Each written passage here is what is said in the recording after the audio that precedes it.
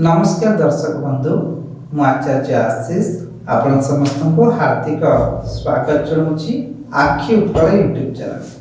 आज आम जाना राशि चक्र सप्तम राशि तुला राशि विषय।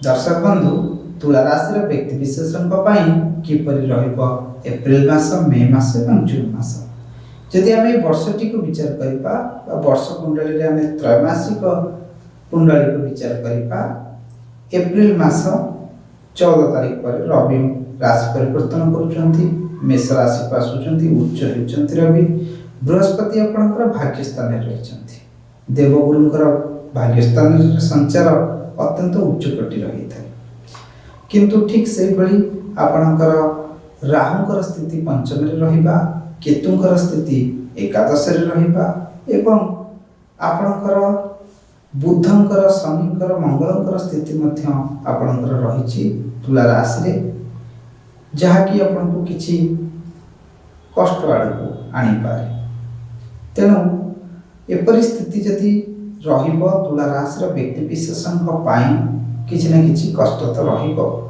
किंतु अनेक गुड़िए लाभ मध्य मिलिबो। प्रथमे आपणक विषय आम जानिबा आपणकर ग्रह स्थिति को जदि अनुध्यान करी राष्ट्राधिपति शुक्र रवि सहित संचार करुँच सप्तम स्थान रही परिस्थिति उच्च कोटिर फल प्रदान करते शारीरिक स्वास्थ्य भल रनसिक स्थिति भल रहा कार्य आपण हाथ को नौकरी सुचारू रूप से भल भाव समापन करेंगे।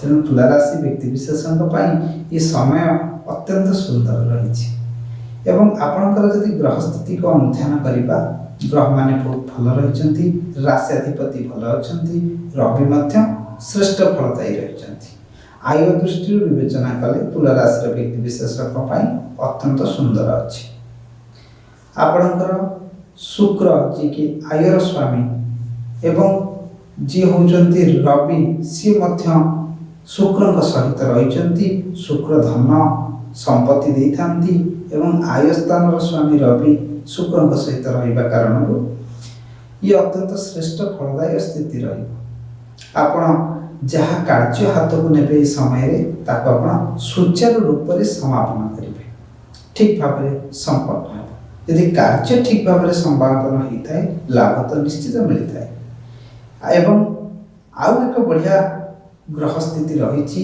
एक सुंदर स्थिति रही जहाँकि बृहस्पति नवम स्थान रही गुरु जिते बड़े पंचम स्थान को आसती नवम स्थान को आसती एकादश स्थान को आसती व्यक्ति विशेषण राजयोग सृष्टि करती तेणु ये समय सीमा आपण अत्यंत श्रेष्ठ रहे आपणकर जदि जन्म जातक जदि देवगुरु बृहस्पति शुभ स्थिति अच्छा तेरे एपरी संचार आपण उच्च कोटिर फल प्रदान कर ये समय आपण को बहुत किछि लाभ मिल जो माने विद्यार्थी आशायी अच्छा भल स्थान में पाठ पढ़ाई सुजोग मिल जो मैंने चाकरी आशायी अच्छा आशा आकांक्षा परिपूर्ण हो जो मैंने नूतन गृह गाड़ी भूमि इत्यादि क्रय करने चाहते से भी मनोवांछा पूर्ण हो जो मैंने विवाह इच्छुक अच्छा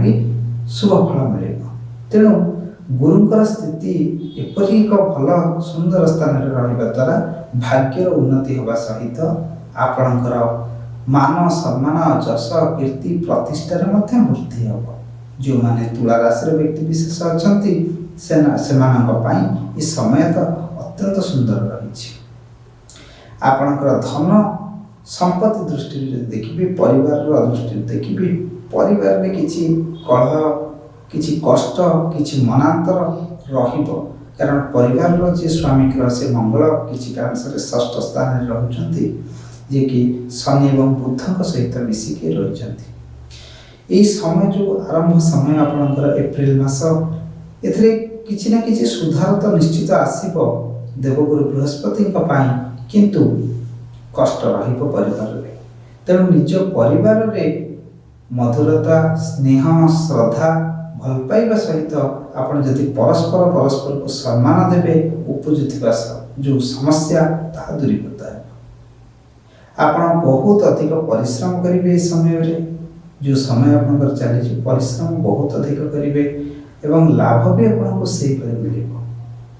ତେଣୁ ଆପଣ ଯେଉଁଠି ଆଶା ନ କରିଛନ୍ତି ସେଠୁ ମଧ୍ୟ ଲାଭ ଆପଣଙ୍କୁ ମିଳିବ। ତେଣୁ ତୁଳା ରାଶିର ବ୍ୟକ୍ତିବିଶେଷଙ୍କ ପାଇଁ ଉଚ୍ଚ କୋଟିର ସମୟସୀମା ରହିଛି। ଆସନ୍ତୁ ଜାଣିବା ବିଦ୍ୟାର୍ଥୀମାନଙ୍କ ପାଇଁ। ବିଦ୍ୟାର୍ଥୀମାନେ ନିଜ କାମରୁ ଟିକେ ଡାଇଭର୍ଟ ହୋଇପାରନ୍ତି। ଯାହା ମୁଖ୍ୟ କାମ ବିଦ୍ୟାର୍ଥୀମାନଙ୍କର ସେମାନେ ପାଠ ପଢ଼ିବା ବା ବିଦ୍ୟା ଅଧ୍ୟୟନ କରିବା ମୁଖ୍ୟ କାର୍ଯ୍ୟ। ଯେତେବେଳେ ରାହୁ ସଞ୍ଚାର କରନ୍ତି ପଞ୍ଚମରେ ତ ବିଦ୍ୟାର୍ଥୀମାନେ ନିଜର ଯେଉଁ କନସେନ୍ଟ୍ରେସନ୍ ଅଛି ପଢ଼ା ପ୍ରତି ସେଥିରେ କିଛି ନା କିଛି ସମସ୍ୟା ଆସେ।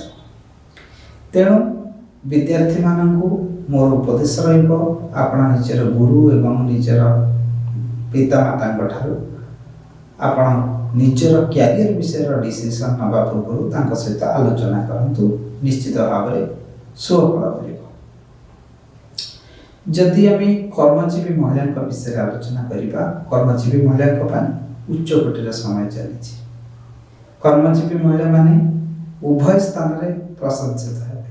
କର୍ମକ୍ଷେତ୍ରରେ ପ୍ରଶଂସିତ ହେବା ସହିତ ଘରେ ମଧ୍ୟ ଉଚ୍ଚ ପ୍ରଶଂସିତ ହେବେ। ତେଣୁ ସୁଚାରୁ ରୂପରେ ସମସ୍ତ କାର୍ଯ୍ୟ ସେ ସମାପନ କରିବେ।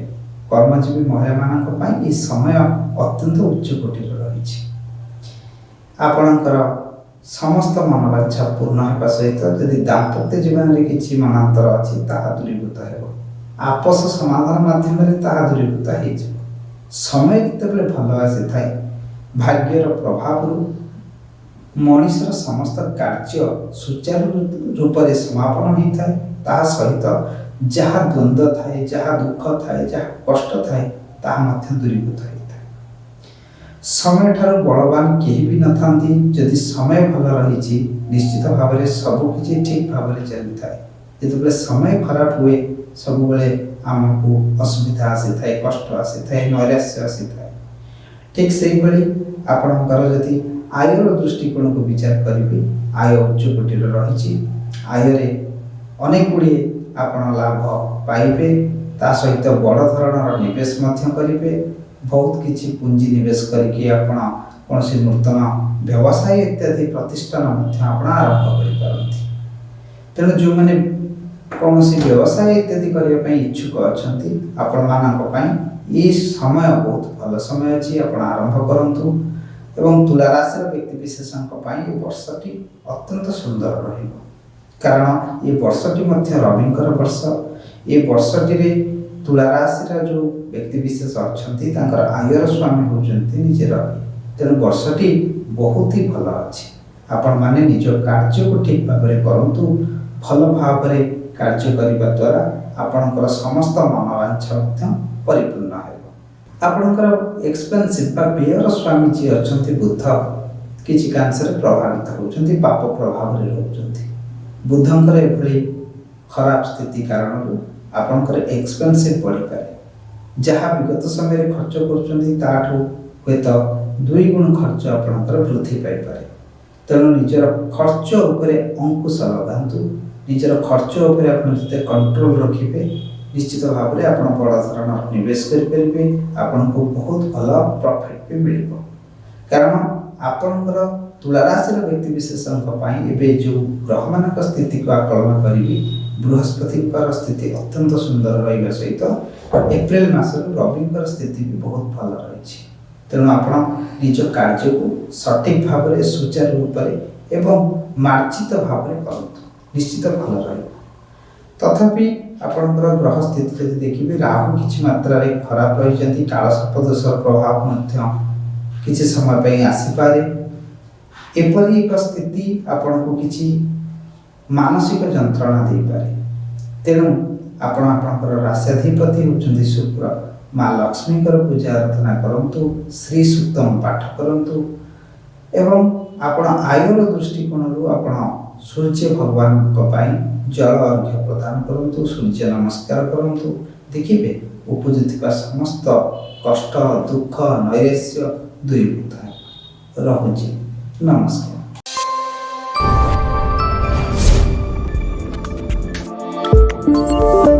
ଆମ ଚ୍ୟାନେଲ ଲାଇକ୍ କରନ୍ତୁ, ସବସ୍କ୍ରାଇବ୍ କରନ୍ତୁ, ବେଲ୍ ଆଇକନ୍ରେ ପ୍ରେସ୍ କରନ୍ତୁ, ସେୟାର କରନ୍ତୁ।